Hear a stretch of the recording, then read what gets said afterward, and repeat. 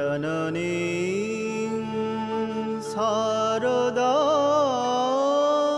देवीं रामकृष्णां जगद्गुरुं पादपद्मे तयो श्रित्वा प्रणमामि मुहुर्मुहुः।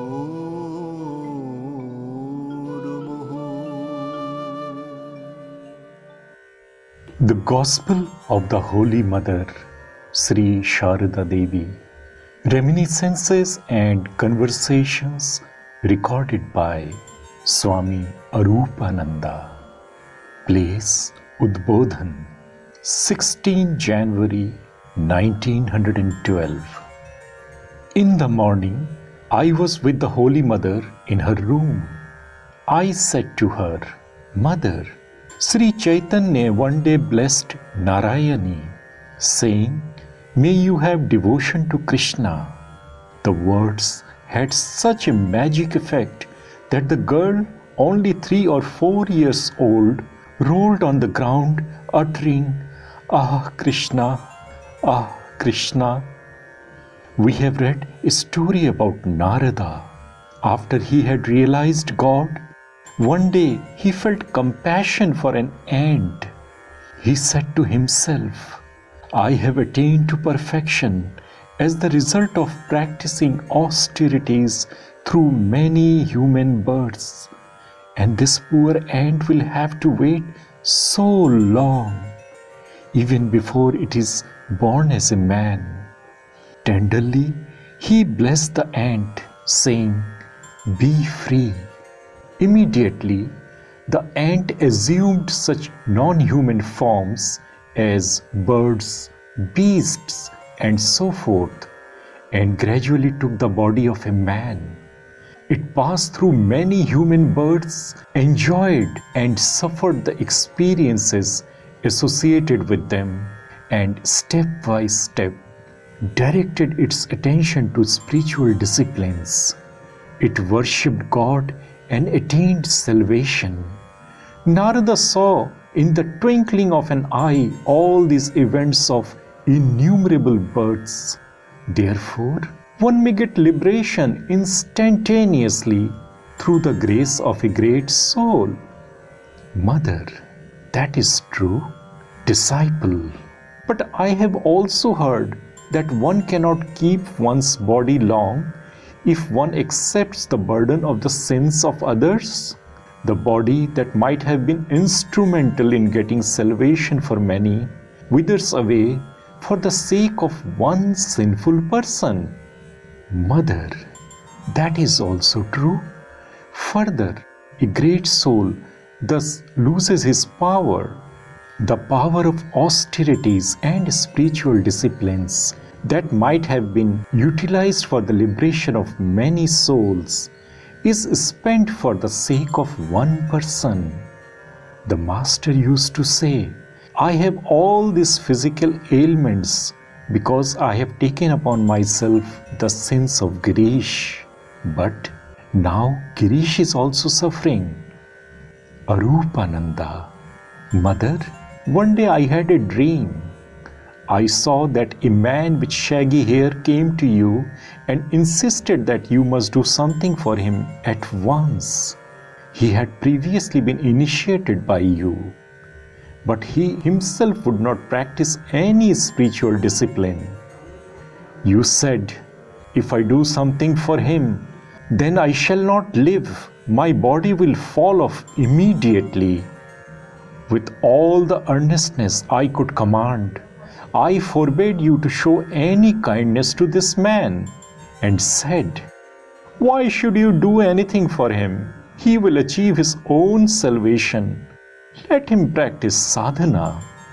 As he insisted again and again, you became disgusted with him, did something to him by touching his chest and neck, and said repeatedly, "If I do something for him, then I shall not live. My body will fall off immediately." Then my dream disappeared. Well, Mother, is it true that one's power becomes limited when one is born in a physical body? Mother: Yes, that is so. Many a time, disgusted with the repeated request of some persons, I think, well, this body will die someday. Let it fall off this moment. Let me give him salvation. Disciple: Mother, does the vision of God mean the attainment of knowledge, jnana, and spiritual consciousness, Chaitanya? Or does it signify something else? Mother: What else can it mean except the attainment of these? Does anybody mean to say that a man of realization grows two horns? Arupananda: Many of your devotees explain the vision of God differently. They believe that one sees God with physical eyes and talks to him. Mother: Yes, they say, please show us the Father. But Sri Ramakrishna is nobody's father. The three words, teacher, master, and father, pricked him like thorns. How many sages practiced austerities for ages and ages, still they could not realize God. And now people will not practice disciplines or undergo austerities, but they must be shown God immediately. I can't do it. Can you tell me if Sri Ramakrishna had shown God to anyone? Disciple: Well, Mother, we hear that some seek but do not get, while others do not seek but get. What does this mean? Mother: God has the nature of a child. Some beg, but he does not give them, while others do not want, but he asks them to accept. Perhaps the latter had many meritorious acts to their credit in their past births. Therefore, God's grace descends on them. Arupananda: Then is there discrimination even in the grace of God? Mother: Yes, that is true. Everything depends upon karma, one's past actions. The moment one's karma comes to an end, one realizes God, that is one's last birth. Disciple: I admit that the cessation of actions, spiritual disciplines, and time are the factors in the attainment of spiritual knowledge and consciousness. But if God be our very own, then can't He reveal Himself to His devotees by His mere will? Mother: That is right. All practice these or those disciplines because they think it their duty to do so.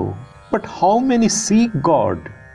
Arupananda: Once I said to you that the child does not recognize even its own mother if it is deprived of her care and love. Mother: Yes, you have spoken truly. How can one love another unless one sees him? You see, you have seen me. I am your mother and you are my child.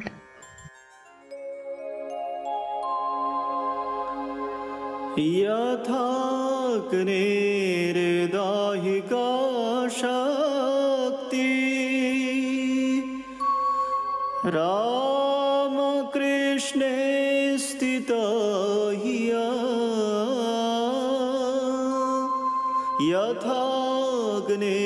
यथाग्नेर्दाहिका शक्ति